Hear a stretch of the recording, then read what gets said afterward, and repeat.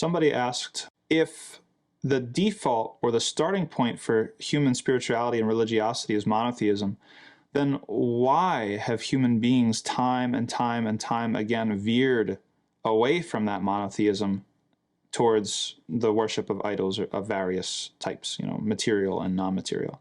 And I have a few things that I think about, or meditations that I have on that. And I think maybe the overall theme is that the impulse for idolatry, and that's in the most broad definition possible of idolatry, is an attempt to regain control over religion after it had been put in the control of a third party. Okay, so actual genuine religion or actual genuine obedience is something that is outside of yourself. It's an external authority. Okay, we have Allah, and Allah is reality. There's no debating. He gives us guidance. Out of his mercy and love, he's trying to convince us. He's not just going to tell us and then, to hell with everybody else. No, he's going to actually try to convince us. We have a duty, our sincerity, if we have preserved the gift of our heart and our soul enough, we're sincere enough to realize and submit. And if we haven't, if we've neglected or mismanaged the gift of sincerity in our heart and our soul, then we're not going to be able to hear it. Okay?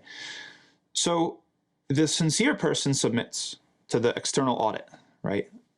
The authority outside of ourselves, that this is what you need to do. I'm going to tell you what I want to see you do, how you're going to love me, how you're going to demonstrate your love for me. Okay, this is just like a relationship, right? It's like, imagine if you go home to your spouse and you're like, okay, I'm going to show you my love by dumping, the potting soil all over the floor. And it's like, well, you're just making more work for me. What are you talking about? This isn't how I want to be loved. Allah has exclusive right to tell us how he wants to be loved, how he wants to be obeyed, right? It's only Allah gets to decide that. Okay, so every impulse to idolatry is an attempt to retake that control back into human hands. Okay, because if you have an idol, somebody has to speak for the idol. The idol can't speak by itself. Who's going to speak for the idol? It's got to be a human, right? What does the idol want? What does the idol like? What does the idol not like? It's got to be a human behind it at the end of the day. Okay. It's also avoiding accountability, because there's not just one, there's also multiple. And this is something that the Quraysh used to do before the ba'ath, before the message of the Prophet alayhi salatu wasalam. If they made one idol upset, they could always go to another one, right? And so they were never really held accountable for their actions. It's just like we do this as kids with our parents, right? If you go ask your parent, ask your mom, can I have dessert? Can I have ice cream? She says no. What do?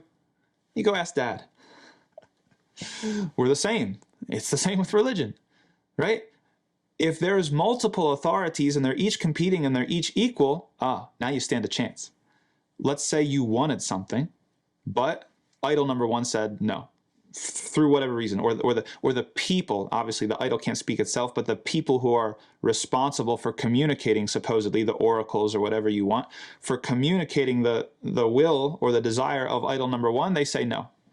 Well, you can go to idol number two, no problem. And you can keep on going to idol number three and idol number four. And you can keep on doing whatever you have to do to serve your interests and justify doing what you already wanted to do, right? So every impulse to idolatry is about these sorts of things. It's about reintroducing human control where before there was no human control, or at least very little. Like we're talking about human interpretation of the divine message. That's a categorically different thing, of a different order than an idol who can't speak. And now you need a class of human beings to interpret, or divination, right? The will or the desire of the idol, right? It's an entirely different thing. And so it's trying to bring back into the control and recreate this sort of conflict of interest where we really just want to hear what we want to do. And we really just want license to be able to do what we already have kind of decided.